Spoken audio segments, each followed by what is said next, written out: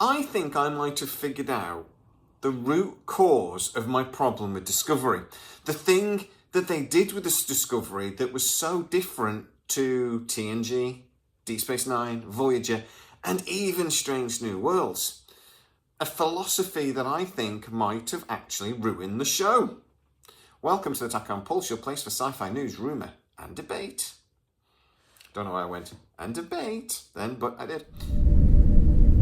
Our tachyon pulse has been unable to completely penetrate the anomaly.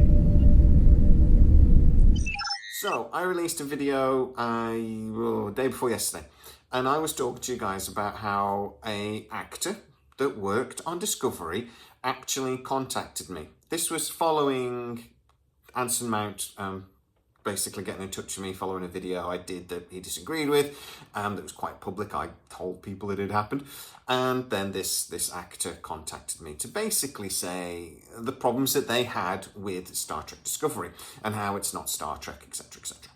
Please go check that video out. But those conversations did make me think about something fundamentally different about Discovery and the way they sort of created those characters. Now, in this video, one of the things I said was that this actor was actually a little bit frustrated in that the scripts were very rigid and they were basically just told to, say the lines sort of thing, which is normal for Star Trek. A lot of people jumped in and went, no, TNG, etc. They were always just told to read the lines. And yes, I will agree. Once the scripts are done, they just read the lines, particularly on TNG, etc. Because, they were doing 26 episodes or something. They were doing, basically filming an episode a week. They were doing like 16-hour days, whatever. They couldn't be messing around with improvisations. But I never actually said that the cast were improvising, even though Strange New Worlds, the crossover episode with Lower Decks, they were allowed to improvise and play around with it. There was a bunch of comedians on set, but also they did have a bit longer to film, so they could muck around with it a little bit more. But that's not actually what I meant or what the actor meant. What the actor meant was that with Strange New Worlds, some of the actors was influencing the way those characters were then developing and evolving over time. Anson Mount in particular has influenced a lot of the way Pike is now created and how he's evolved. A lot of, some of his humour has come through. Some of the ways, mannerisms and things have actually influenced that character. After a year of it on Discovery, there would have been meetings. And Anson Mount has even talked about things like how his hair is, and the Vulcan episode, they went, let's go crazy with it. And, it's those little influences that develop the character. Now, what I was saying was in TNG, Deep Space Nine and Voyager, etc., those sort of mannerisms and those sort of the personality of the actual actor bled into the character in some ways. Janeway and her coffee, that was a Kate Mulgrew thing. Cisco and baseball was an Avery Brooks thing. Him and the kid that played his son, they still go to baseball games together. Can't remember his name. Patrick Stewart had a lot of influence on episodes like The Four Lights and the way the scene was put together, because he used his acting background, his Shakespearean background, to sort of push the character in a certain way. Brent Spiner and sort of like his musical theatre stuff, Exploring Data, I know for a fact he talked to producers, talked to writers about how the character would develop in his opinion. And Riker. The Riker manoeuvre and the way he used to stand was because of his bad back, and yes, he can play the trombone. What I'm trying to say is there was that sort of two-way communication, or whether that's the writers getting to know the actors and then adding bits of those, or whether it was the actors going to the writers, producers, and doing a bit of that. Now, don't get me wrong, that didn't happen the first couple of seasons. It just didn't. It was something that happened over a period of time. But the producers, the writers, executive producers, etc. on Strange New Worlds allow that to happen. What the actor was saying was, it wasn't on Discovery, except for one character.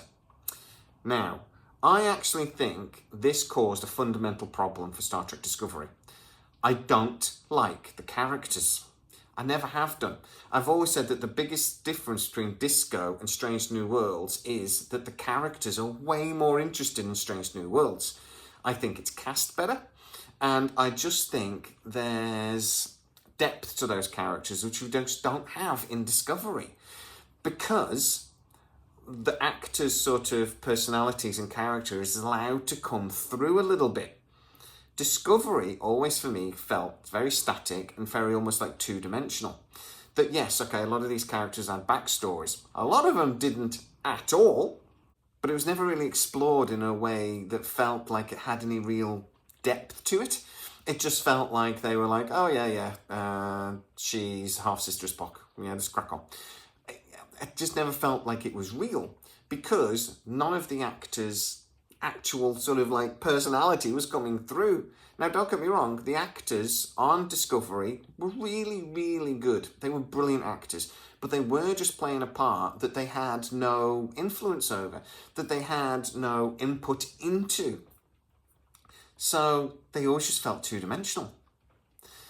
Now, the one character in Discovery that I know for a fact didn't really have that problem was Empressio. When Michelle Yeoh returned to Discovery as Empressio from the Mirror Universe, she got to play with that character a lot. And she did get a lot of input and was able to influence different ways that character went. She was also able to do this when the Section 31 movie came along, even though that didn't go so well. That was the only character in Discovery I ever liked. And I don't think it's a coincidence that it's the one character that was allowed to develop with the actress in mind. That they actually played with that character, and a little bit of Michelle Yeoh's cheeky sense of humour and things was able to bleed into the character.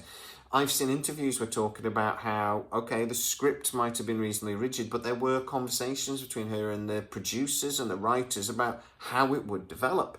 Now, that might have been partly because she was already a big actress, obviously, by that point. Getting her in the role was really, really exciting or whatever for the thing. She got to negotiate a deal after, she died and then came back. So, there was a little bit of a different storyline there, from the actual actor's point of view, than maybe some of the other ones that were sort of contracted to that. But the practical reasons why it happened are really irrelevant. It did. And that just gave the character a depth that all of the other characters missed. Now, I actually don't think Strange New Worlds is always written that well. I think the third season was quite bad and borderline farcical. It is becoming more and more of a comedy series. Some of the episodes are just stupid, and I've got to admit, the storylines are no better than what we saw in Discovery. We have sort of the monster of the week a little bit more with Strange New Worlds, but a lot of the monsters of the week are stupid. And if you really are critical of Strange New Worlds, it's not well put together. But the characters are so brilliant that, on a part of me, I don't care. Another problem with Strange New Worlds for me, though, is they do get episodes that focus on one actor. Spock's Ethan Peck, Spock even, has had his own episode. Ortega, I just mentioned, has. And number one has. So they have these episodes that tend to focus on one actor in particular. Now, back in the days of TNG, they used to do this to give the rest of the cast a bit of a break.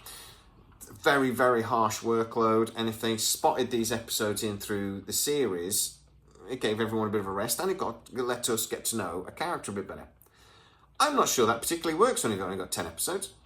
Feels like, again, a bit of a waste. It's lovely to see Ortega on her own in a role, because, again, I love the actress, and I've been dying to see that. But when you've only got 10 episodes, I'm not sure it works that well. But anyway, that's just a pet gripe. For me, Discovery was written about as well as Strange New Worlds. The storylines were about as well put together. And I'm not saying that's a good thing. But the characters were so boring. And the first season was just an abomination. It ruined the show. If they had have allowed the characters to develop with the actors in mind, if they'd have allowed some of that personality to bleed into the roles, I think it would have been better.